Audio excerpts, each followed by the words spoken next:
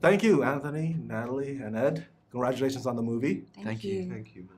Now, which one's more fun, screenwriting or acting for you, Natalie? Fun. Easy. Definitely acting, fun. Writing, hard work. Which one's more fulfilling? Yeah. Different, disparate things. Directing. You've directed too yourself. So what did the directors say? I would say it's unquantifiable, but enjoyable in different ways. Diplomatic. I love Probably that. truthful. Directing. Yeah. Ever the Diplomat. It's just like from, yeah. And prior to this, you wrote and directed on your own. So how's it like having a helping hand in that? My strengths are directing. As a writer, as a director, I spend all the time bouncing off people, so I feed off other people's energy, and so it's a completely different discipline than when you're writing and you're just alone. And I want to work with somebody else, and so In Darkness, it was sitting with Nat and wrecking her head.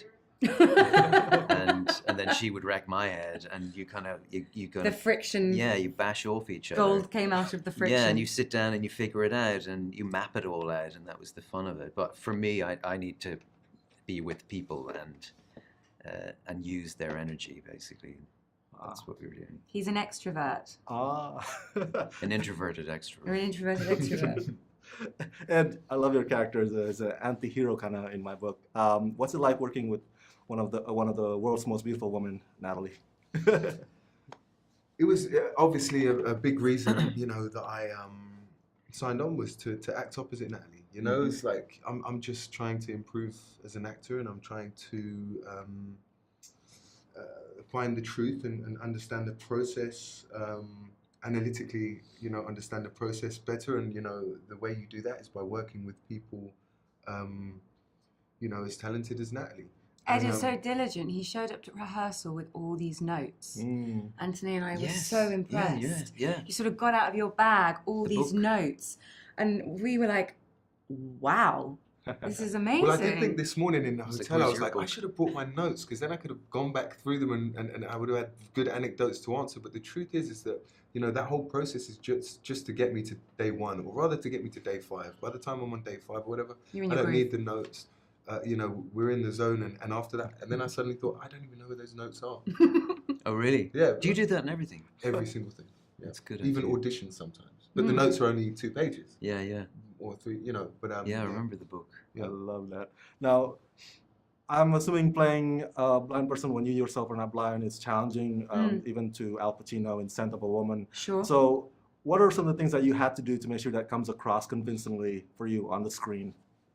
Anthony and I did a lot of research. We were helped out a lot by the Royal National Institute of Blind People in London. So we had support by that institution, which is a great charity. And then in the technical element of it, I had to apologize to my co-stars because it felt weird not making eye contact with them. Because it's like a fuel, locking eyes with another person. I did quite a few rehearsals with my eyes closed, didn't I, to try and work out where my head would be when I listened to you. And then Anthony helped me out very much with my eye line, what was reading and what the camera understood and what the camera didn't understand from. So it didn't just look like I was gazing off into the distance. I very much relied on Anthony telling me what was working and what wasn't working. Yeah, and it was also shifting your focus across the frame at different points so that you're not just fixed on one point. It was much harder than I was anticipating it to be, is the short answer. And only an actress of your standing would be able to pull that off. It would be it's a very challenging thing to do. It was. I love this thriller. Last question, what do you hope the audience would take away from this? And would you be doing more writing in the future for you, Nat? I'd love to write again. Yeah. 100%. I'd love to write again. What do I want the audience to take away from it? That's always the $40 million question, right? And these gentlemen agree with me.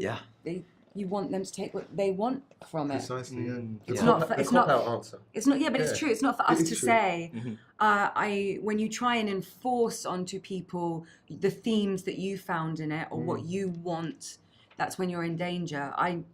We all know why we did it and for what reasons, and then we're handing it over. I love To it. the It's like a individual. relay race, you know. There's the three of us. The fourth person is the obviously there's a lot more than three of us I involved, like you know. this. But the last person is the audience, and I always get to this point now where I'm interested, objectively interested to see how things are received. You know, in terms of analyzing the process further and seeing how it whether it was what we intended it to be and how what people take from it. But I can never gauge what people are going to take from it. So I have no idea. But I'm excited to see what they think of it. It's yours. I enjoyed it. Yeah, it is yours. Well, thank you so much, you guys. Thank you, you man. very much. Congratulations. Thank you.